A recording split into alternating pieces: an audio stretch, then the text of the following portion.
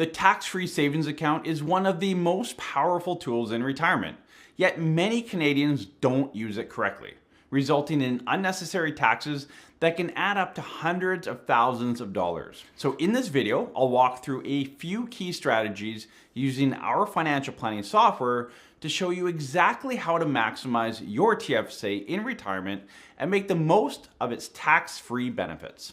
Before we jump into the software, why is your tax-free savings account so important, especially as you head into retirement? It is the only account that you will have that you can fully grow your money and pull it out absolutely tax-free. It's a very powerful tool that many of you are not using. And not only is it a great tool in retirement, but also leading up to retirement for 20, 30, 40-year-olds, for anyone.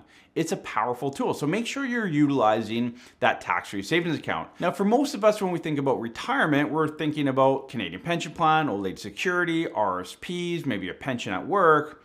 A lot of you kind of forget about your tax-free savings account, or you're not sure how to use it as you go into retirement. And I would say it is the most powerful investment tool or account that you have as you go into retirement. And I know that sounds weird because an RSP is a registered retirement savings account. Like, should that not be the most important?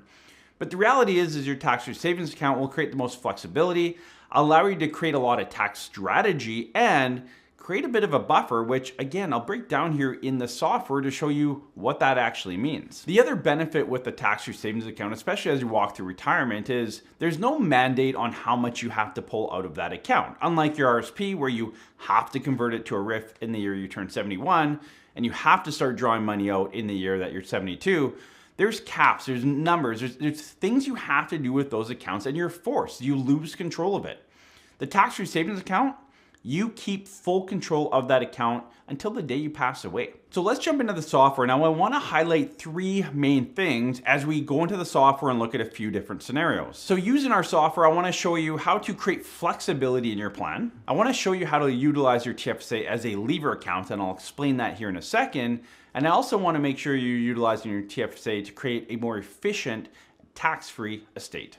So how do we create flexibility in a retirement plan utilizing a TFSA? Well, for a lot of you that have a tax-free savings account, you may look to retire and quickly use it because, again, it's tax-free money. I want to avoid paying taxes. So the dangling carrot in front of you to say, hey, take all of your TFSA for the first few years of retirement, don't touch your RSP or anything else, just take that dangling carrot, pay 0% tax, and that money's coming back in your pocket. And that's a kind of a shiny object a lot of you are attracted to. But here's the issue with that. So jumping into our software here, we have a 60-year-old single person with $650,000 in RRSP and $150,000 in a TFSA account. No pension. They will have CPP and OAS, which I'll get to here in a second.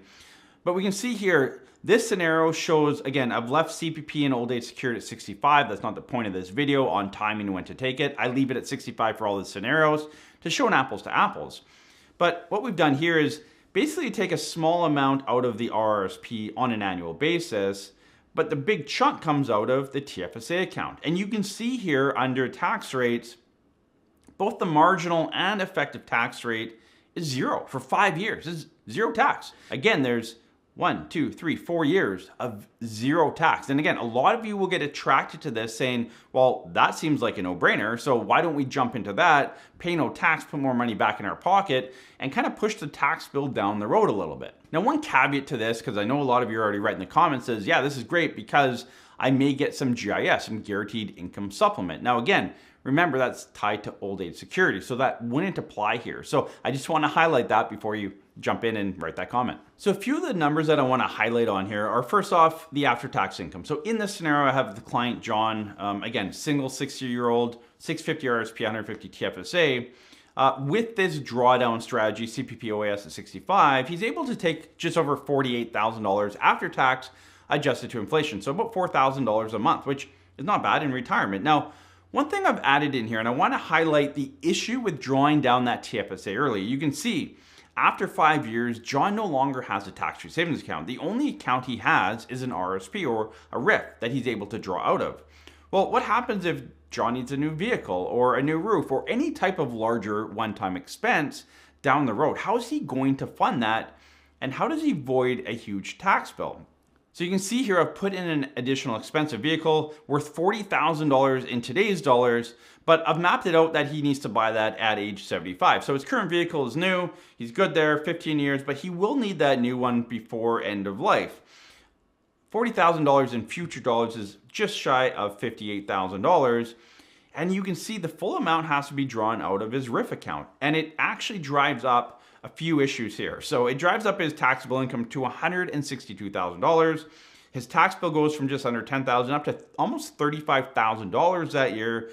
And he triggers old age security clawback. So there's many issues here. So again, this is where front-end loading the TFSA, not a great idea on many levels, but this is one of the issues that we see is these larger expenses later on. If you don't have a tax-free savings account to help fund some or all of that expense, it can really drive up the tax bill. In this case, it's created some old age security clawback. Now, let's focus on this number for a second. His income, $48,071. I want to look at a strategy where we don't draw down all the TFSA right away, but spread it out over time. So here we have the same scenario for John. The only difference is we've done a bit of tax planning around the RSP meltdown strategy. So we've taken out $50,000 to begin with. Then once his government benefits kick in, we've scaled that back a little bit. The benefit here is that we've emptied out his RSP or his RIF account by 86, about life expectancy. But you can see that TFSA account. There's a little bit going out, a little bit going in. It's kind of, again, that lever account. And that's what I talked about earlier. If you need a little bit more money, pull it out of the account. If you don't need it all, put it back in. And I'll cover that here a bit more down the road in this video to show you in the software kind of how that would work and the nuances of that. But you can see here, again, the income's only a little bit higher, $48,739, so about $700. But again, that's after tax indexed to inflation for the next 30 years. It actually adds up to a fair amount of money, which I will summarize here before the end of the video, along with what's the estate worth and the taxes and all that. Because a lot of you are saying, yeah, but Adam, this is not a great estate plan.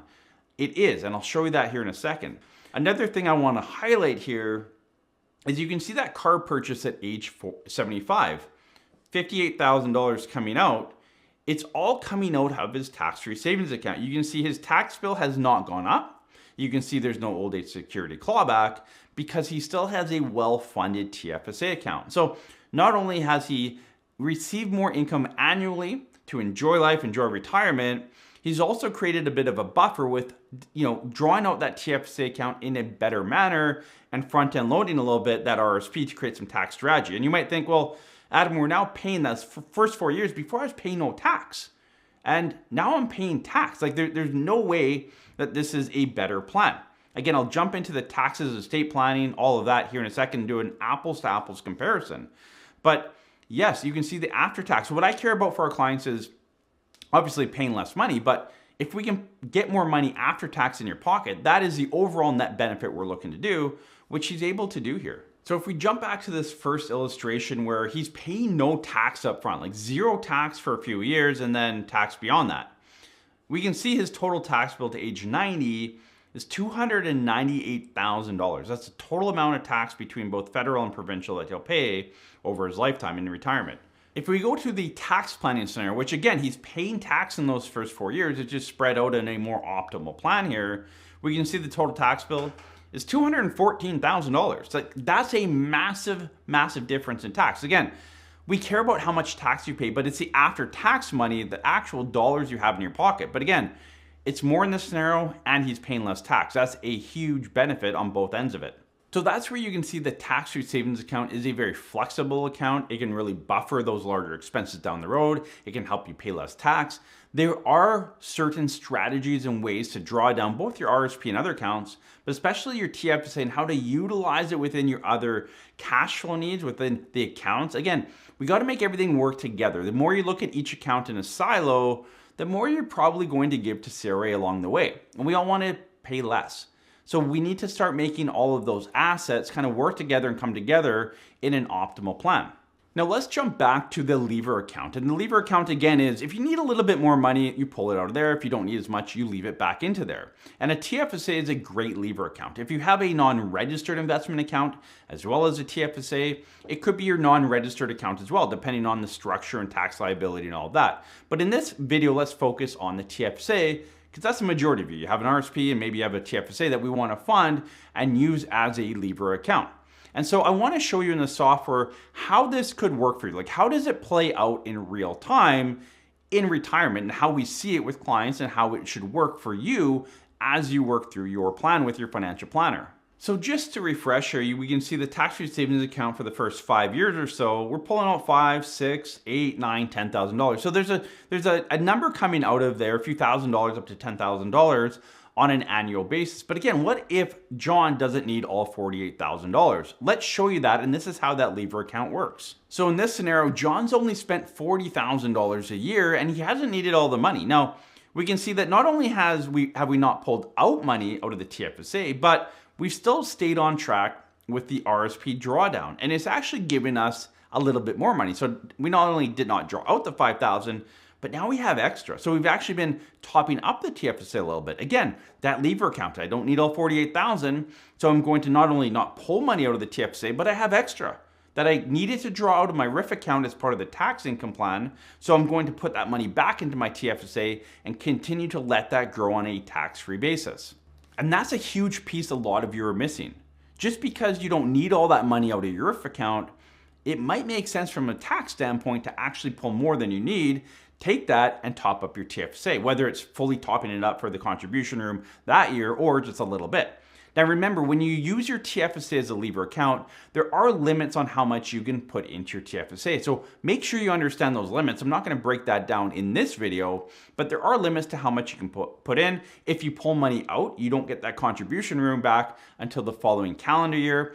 So there's some nuances here, but in general, this type of strategy where, okay, I spent $4,000 or $5,000, $10,000 less than expected, I have a little bit of extra, where do I put it? Typically back in your TFSA account is a great way to do it, and allows you to build that money, maybe use it in a future year where you have a big travel plan. Again, a lot of you may not spend kind of the same amount of money through retirement. There might be a few years where it bumps up. You have a big travel or whatever it is, and in between years are a bit lower.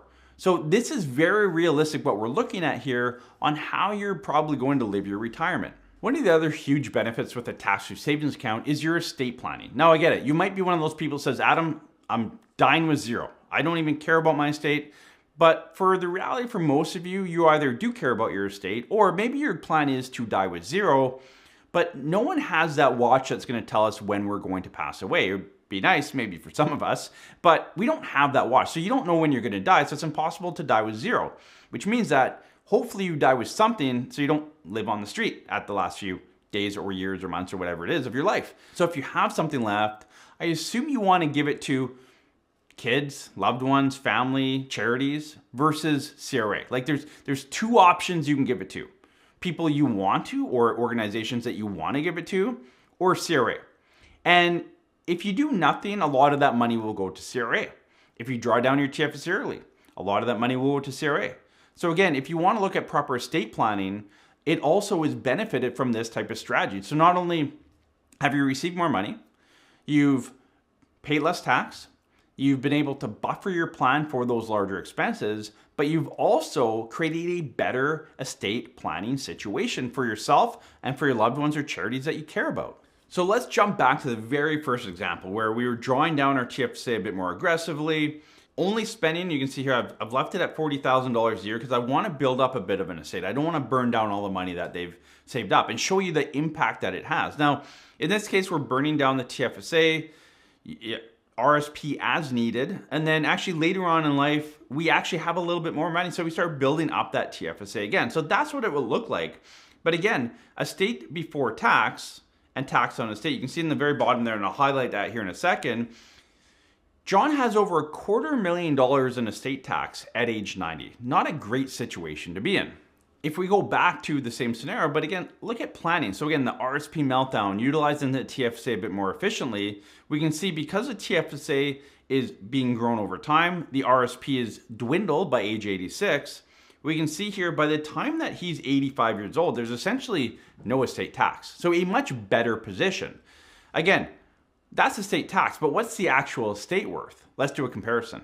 So you can see here when we compare the two scenarios, planning and no planning, if we scroll down to estate after tax, you can see that by doing the planning, by building up that TFSA and spending the same amount of money through retirement, at age 90, The planning scenario will give you $164,552 more in the estate. That's a massive difference. Now, you might say, yeah, but that's age 90, Adam. What about age 80? What if I die early? Well, let's look at that.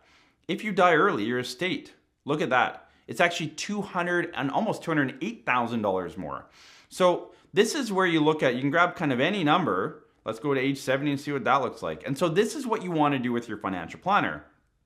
Estate, $140,000 more. So a much better position, again, not only for cash flow, for plannings, for the what ifs, but also for your estate. So hopefully this video gives you a better idea of how powerful a tool a TFSA can be. And a lot of you might say, yeah, Adam, they're not really big numbers though, like who cares? Well, if someone was going to give you an extra $500,000, $1,500 a month for retirement, would you not say yes to it? Like without doing anything extra other than a little bit of planning, would you not say yes to that? Again, $150,000, $200,000 more that this client will have in their estate. They'll have more cash flow, better strategy. Again, a lot more buffer. So if something happens, right? Again, we want to de-stress in retirement. We want to enjoy retirement. How do we do that? Well, utilizing your TFSA properly is a really good way to do that. And while the TFSA is obviously ultra important on how you draw it down, as we saw here in this video, it can have a huge impact, hundreds of thousands. If you're married or common law or have more assets, it could be millions of dollars difference. Now, what has to complement that, obviously, is a good RSP meltdown strategy and tax planning around that. And the RSP and TFSA and everything else have to work together. And we've done a great video on that, so make sure to check that out here to learn more about the RSP meltdown.